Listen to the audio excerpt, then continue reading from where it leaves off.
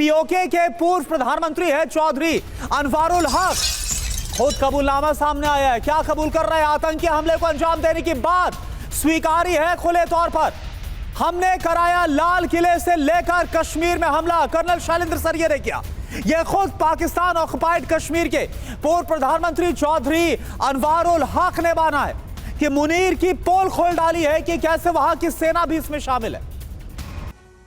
और Delhi bomb blast को लेकर ही पाकिस्तानी पत्रकार का भी बयान। पाकिस्तानी पत्रकार ने ब्लास्ट के पीछे जैश के सबूत दिए हैं। दिल्ली बम ब्लास्ट जैश ए मोहम्मद की साजिश।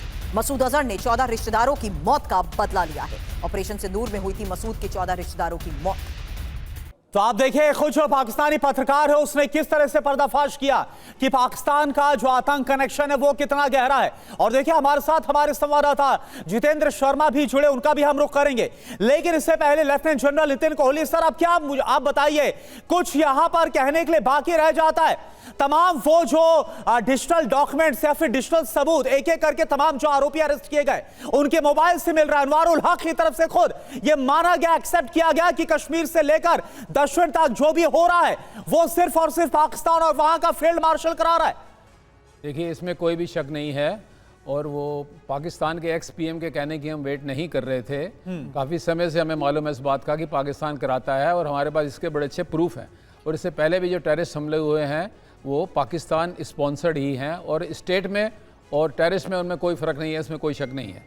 लेकिन ये है कि हमने एज ए कंट्री थोड़ा मैच्योरिटी से इसका रिस्पॉन्स देना है। इसमें मुनीर ने यह भी कुछ समय पहले कहा था कि जो अगला हमला होगा वो ईस्ट की तरफ से आएगा। और आज बांग्लादेश में भी अगर आप देखें, जैश ए मोहम्मद, IS, LET उनके लोग वहाँ पहुँच चुके हैं, और जमात भी वहाँ पर काफ़ी एक्टिव है। ये जो नाइट्रेट वहाँ से लाया, अमोनियम नाइट्रेट यहाँ पर आया है, उसकी ये भी खबर है कि शायद वो बांग्लादेश वाले बॉर्डर से आया हो। और सबसे बड़ी बात ये है कि ये हमले इनके तभी सक्सेसफुल होते हैं कि क्योंकि यहाँ स्लीपर सेल्स हैं। सो हमने अपने घर को भी ठीक करना है। पाकिस्तान को तो जवाब देना ही है। अपने घर में, हमारी कंट्री के अंदर जो स्लीपर सेल्स हैं, जो ऐसे अल्फला टाइप की यूनिवर्सिटीज़ हैं या और भी जो कई बने हुए हैं, उनको भी ठीक करना है ताकि इनको ठीक से चेक किया जा सके और पाकिस्तान को ठीक से इसका जवाब दिया जा सके। और वो हमारी सरकार जैसे पहले भी किया था, at the time of our choosing, जब हमें ठीक समझेंगे जो होगा उस समय अप्रोप्रिएट हमला किया जाएगा उनके ऊपर। लेकिन एक और बड़ी खबर है सर, और ये आतंकी मौलवी इरफान को लेकर एक बड़ा पर्दाफाश हुआ है। हालांकि जैश और गजवात उल हिंद से जुड़ा हुआ मौलवी इरफान, जहां आतंकी साजिश का मास्टरमाइंड मौलवी इरफान, और इरफान भारत में गजवात उल हिंद के लिए कर रहा था काम। तो आप देखिए, मौलवी इरफान को लेकर एक और बड़ी खबर है। मौलवी इरफान मॉड्यूल का ये रिंग लीडर था, जो पूरा मॉड्यूल बस्ट किया गया है। घाटी में स्लीपर सेल की तरह ये काम करता था। इरफान ने उमर को धमाके के लिए इसी ने तैयार किया था, इसी ने ब्रेन वॉश किया था। फिदाइन जो तैयार किया गया वो इसी ने किया। दूसरे डॉक्टर्स का भी ब्रेन वॉश का काम मौलवी इरफान ही करता था।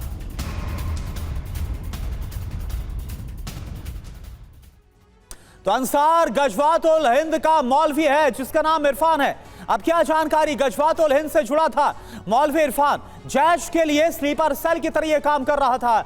मेडिकल के छात्रों को भारत के खिलाफ यह भड़काता था। इनक्रिप्टेड एप्स के जरिए आतंकवादियों की भर्ती कर रहा था, पूरा नेटवर्क खड़ा कर रहा था।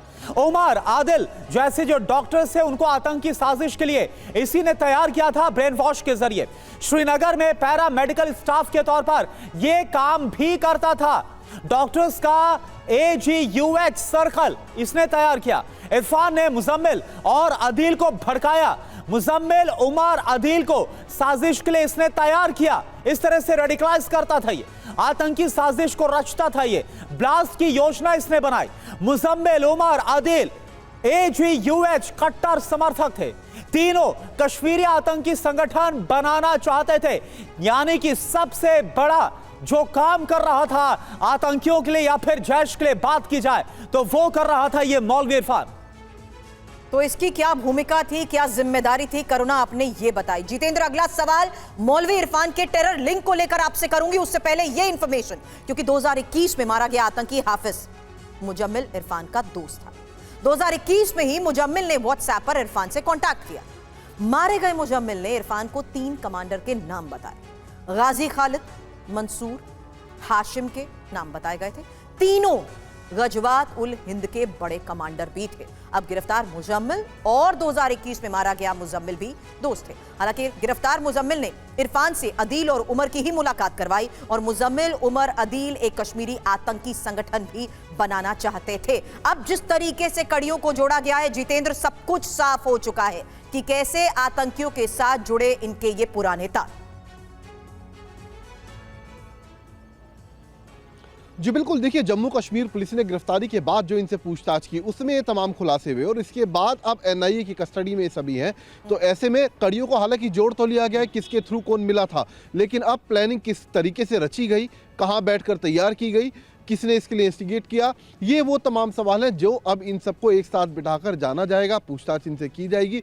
इसके अलावा अभी तक की जो तफ्तीश है उसमें सीधे तौर पर जो मौलवी इरफान है उसका रोल सबसे अहम निकलकर सामने आया। पता चला है कि अंसार गजवात उल हिंद से वो ही जुड़ा हुआ था और मुजम्मिल और ये दोनों एक दूसरे को पहले से जानते थे, लेकिन मुजम्मिल के जरिए जितने बाकी डॉक्टर, चाहे वो डॉक्टर शाहीन हो, डॉक्टर आदिल हो, डॉक्टर उमर हो, ये सभी इरफान से मिले। इरफान हाईली रेडिकलाइज्ड है और इरफान ने ही सबका ब्रेन वॉश किया और इनको अंसार गजवात उल हिंद के लिए काम करने के लिए प्रेरित किया। इसके अलावा जैश के कई कमांडर हैं जो लगातार इरफान के संपर्क में थे। तो कहीं ना कहीं ये जो पूरा मॉड्यूल है इसका मास्टरमाइंड अब फिलहाल पूछताछ के दौरान इरफान निकलकर सामने आया है। तो ऐसे में जांच एजेंसी जानना चाहती है कि जो विस्फोटक बाहर से आया या फिर हिंदुस्तान के अंदर ही खरीदा गया, ये तमाम विस्फोटक क्या इरफान के कहने पर खरीदा गया और जो टेरर फंडिंग की गई जिसमें से 20 लाख रुपए शाहीन ने भी दिए थे और जो बाकी पैसा था क्या वो इरफान के जरिए विदेशों से आया था। तो ये वो तमाम चीजें हैं जो अब फिलहाल इन सभी को आमने सामने बिठाकर एनआईए पूछताछ के दौरान जानने की कोशिश कर रही है। जी बिल्कुल जितेंद्र, यानी खड़ी धर खड़ी किस तरह से इस हमले को अंजाम दिया गया, क्या थी पूरी साजिश, एक एक करके जो एनआईए है वो सब कुछ इन्वेस्टिगेट कर रही है और पर्दाफाश हो रहा है। एक और बड़ी खबर क्या है, दिल्ली बम ब्लास्ट के बाद पाकिस्तान को अब भारत के हमले का डर सता रहा है। ये देखिए आप, चोर की दाढ़ी में तिनका। दिल्ली धमाके के बाद पाकिस्तानी रक्षा मंत्री ख्वाजा आसिफ ने क्या कहा कि भारत उनके खिलाफ कोई जंगी कार्रवाई कर सकता है। और देखिए मनीष भी हमारे साथ है। मनीष, लगातार हम ये दूसरी बार देख रहे हैं जब ख्वाजा आसिफ की तरह से जो आतंकी ब्लास्ट हुआ दिल्ली में, इसके बाद ये बयान दिया गया। आखिर ये खौफ इतना क्यों है? जरूर पाकिस्तान का जो कनेक्शन है और क्या हुआ है ये सब कुछ तो पता है। चोर की दाढ़ी में तिनका, इसलिए इस तरह से बिलबिलाए हुए हैं ये लोग। देखिए पाकिस्तान कैसा है वो तो बताने की ज़रूरत नहीं है, लेकिन आप ये देखिए कि एक बार फिर से पाकिस्तान के रक्षा मंत्री ठीक उसी तरह का नैरेटिव बिल्ड अप कर रहे हैं जैसा ऑपरेशन सिंदूर से पहले हुआ था। इसलिए मैं जनरल कोहली की बात से 100% अग्री करता हूं कि भारत को, भारत के लोग को, भारत की संस्थाओं को बहुत ही मेच्योरली यहां पर बिहेव करना है कि कहीं ये दोबारा से जंग शुरू करने के लिए ड्रैग करने की तो कोशिश नहीं है। पूरे मामले को अगर आप देखेंगे तो आपको लगेगा कि ये आतंकवाद, रेडिकलाइजेशन और भारत विरोधी पाकिस्तानी साजिश का एक कॉकटेल है। लेकिन इसमें देखिए सबसे बड़ी बात क्या है, ऑपरेशन सिंदूर के बाद भारत सरकार ने एक रेड लाइन खींची थी कि any act of terror will be considered as an act of war. तो अगर हमने इसको एक्ट ऑफ वॉर के तौर पर दिया तो फिर भारत हमला करेगा। भारत हमला करेगा तो पाकिस्तान के साथ युद्ध होगा। इसके बावजूद कि पाकिस्तान इसमें तबाह हो सकता है, लेकिन आप ये देखिए कि आज की तारीख में पाकिस्तान के अंदरूनी हालात इतने खराब हैं कि वो चाहता है कि भारत के साथ जंग शुरू हो जाए ताकि ऐसी स्थिति में उनके आंतरिक मसले खत्म हो जाए। और जब भारत के साथ जंग शुरू होगी तो फिर पूरी दुनिया आएगी कि भाई रुक जाओ रुक जाओ रुक जाओ, और उस वक्त फिर उनका न्यूक्लियर ब्लैकमेलिंग शुरू होगा। तो ये पूरी एक साजिश है और पाकिस्तानी हमेशा ये साजिश करने में जो है सो माहिर माने जाते हैं। तो हमें बहुत ही सोच समझकर पाकिस्तान के किए हुए कार्रवाई का दंड देना चाहिए, लेकिन किस तरीके का दंड होगा वो उनको प्रेडिक्ट मत करने दीजिए। मनीष, मैं आपको भरोसा दे सकता हूं कि ख्वाजा साहब जो बोल रहे हैं ना कि इंडिया पर विश्वास नहीं किया जा सकता, 100% आप विश्वास करिए कि इंडिया आपके इस टेररिज्म का जवाब जरूर देगा। जी मैं आपको भरोसा देता हूं ख्वाजा साहब, हम जरूर आएंगे। हमारी लड़ाई इस टेररिज्म के ऊपर हमेशा रहेगी। और जहां तक बात हो रही है लड़ाई हिंदुस्तान पाकिस्तान की, हमने कहीं किसी फोरम में नहीं कहा कि हम पाकिस्तान पर अटैक कर रहे हैं।